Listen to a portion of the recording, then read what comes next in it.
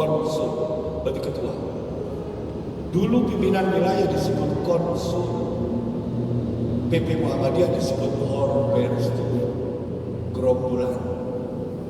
Belanda menyebut orang Muhammad itu gerombolan. Kalau wilayah disebut dengan konsul. Buya Hasanuddin itu konsul Muhammadiyah Bengkulu. Punya putri cantik, aktivis Aisyah, namanya Fatmawati. Dia yang menjahit bendera Saka merah putih. Yang memproklamasikan negara adalah kader Muhammadiyah, yang menjahit bendera Saka adalah kader Aisyah. Kurang apa? Soeharto, alumni SMP Muhammadiyah Kemusu. Di saat Muktamar Aceh, terpilihnya Prof. Amin Rais, Soeharto pidato bagus. Dimuat di harian Kompas, Sinar Harapan, Pelita, Pos Kota, yang bikin orang NU cemburu. Beliau pidato bagus. Aku adalah bibit Muhammadiyah yang disemaikan di bumi pertiwi. Saat itu ketika Soeharto pidato begitu, semua menteri mengaku Muhammadiyah. Yang gak ketemu paling tidak dia bilang, aku dulu lahir di rumah sakit Muhammadiyah. Sampai segitunya. Ini persis kondisi Kupang kemarin. Sidang takdir Muhammadiyah itu saya lihat luar biasa di Kupang itu. Ada 31 menteri dan pejabat negara yang hadir dan mengandung unsur Muhammadiyah. Prabowo itu sebelum Muhammadiyah. Waktu Prof. Amin Rais menggagas reformasi, bapak-bapak yang seusia saya barangkali masih ingat, Pak Sodikin masih ingat.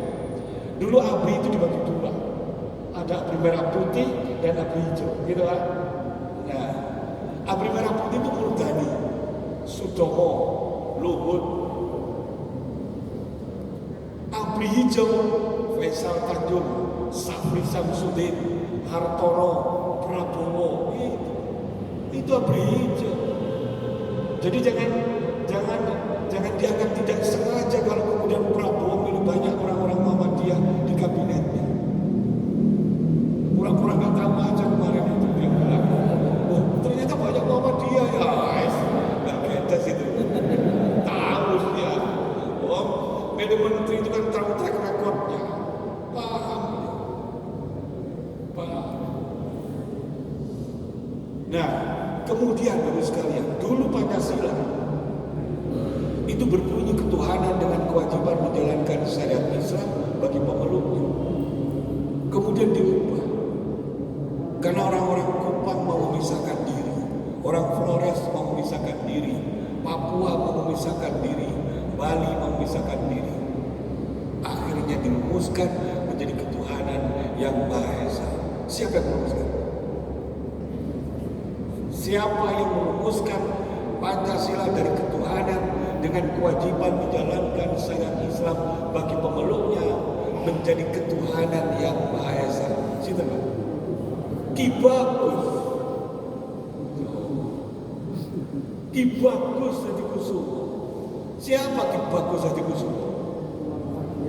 Ketua PB Muhammadiyah saat itu. Tapi sayang Pak, sekarang kuburnya Ki Bagus itu hilang. Karena orang Muhammadiyah itu tidak suka kunjungi kuburan. Akhirnya hilang. Nah, sekarang ada yang tidak suka itu. Ada yang bilang Ki Bagus itu fiktif. Makanya alhamdulillah dibikin masjid ini. Biar gak dibilang fiktif lagi.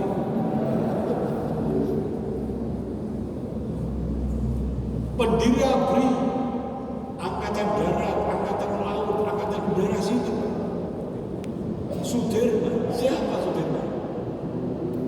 Ketua Hizbul Waktu. Guru SD Muhammadiyah Ambarawa. Sudirman. Muhammadiyah banyak yang bikin negara kita itu Muhammadiyah.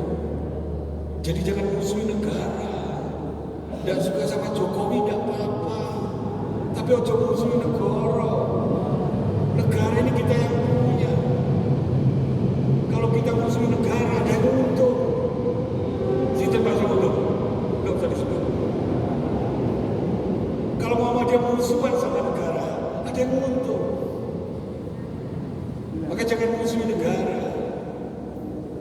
Ini yang pertama.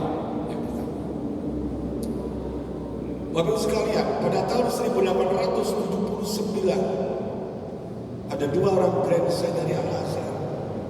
Yang pertama bernama Syekh Muhammad Abduh dan muridnya bernama Syekh Muhammad Rashid Ridho. Diundang di Sorbonne University di sebuah kolokium, ribuan agamawan dunia berkumpul.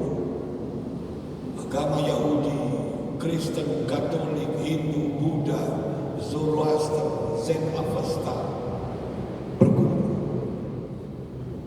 Syekh Abduh pidato bagus. Di dunia ini tidak ada agama yang punya konsep teologis sebagus Islam. Tidak ada agama yang punya kitab sempurna seperti Al-Quran. Tidak ada agama yang punya nabi bagus seperti Muhammad. Tidak ada agama yang punya syariat Islam sempurna seperti Islam. Semua terdiam. Karena memang nyatanya demikian. Tapi kemudian ada seorang filosof bernama Renan, dia berdiri dan berkata, Abduh, aku percaya di dunia ini tidak ada agama yang punya konsep teologi seperti Islam. Tidak ada agama yang punya kitab sempurna seperti Al-Quran.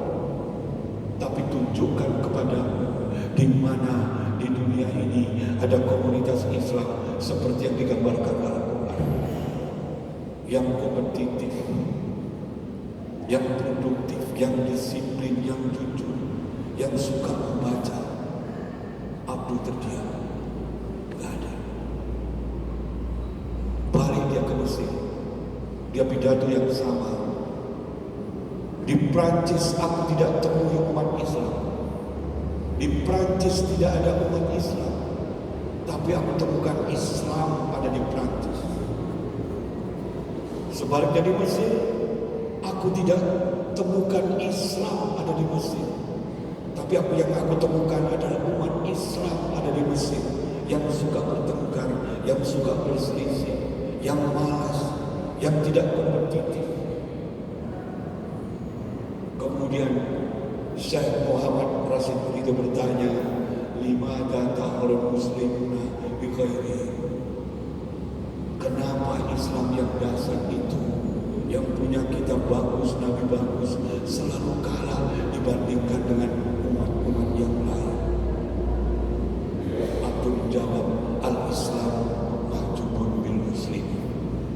Karena kejayaan Islam, cahaya Islam ditutupi oleh umat Islam sendiri. Ini yang menginspirasi Kiai Dahlan bikin Muhammadiyah. Dialog itu dimuat di majalah Al-Nusratul Wusta. Karena itu salafinya Kiai Dahlan adalah salafi berkemajuan, bukan salafi berkemunduran.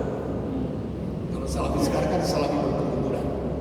Salafinya bin Baz, Zaimin, itu salafi berkemunduran. Nanti kita bahas.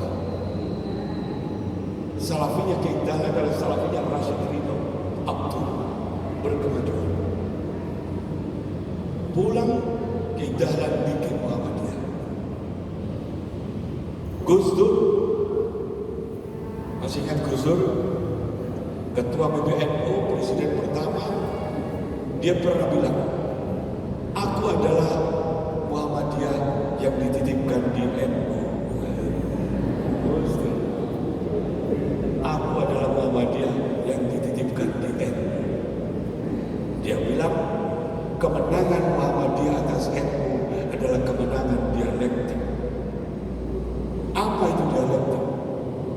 Yang awalnya dibantah, yang awalnya didasarkan, yang awalnya dikafir-kafirkan, kemudian dibenarkan dan ditiru rame-rame. Dulu santri NU disebut santri tradisional, Muhammadiyah disebut santri modernis. Kenapa orang NU disebut santri tradisional? Karena mereka lebih suka pakai sarung ketimbang celana.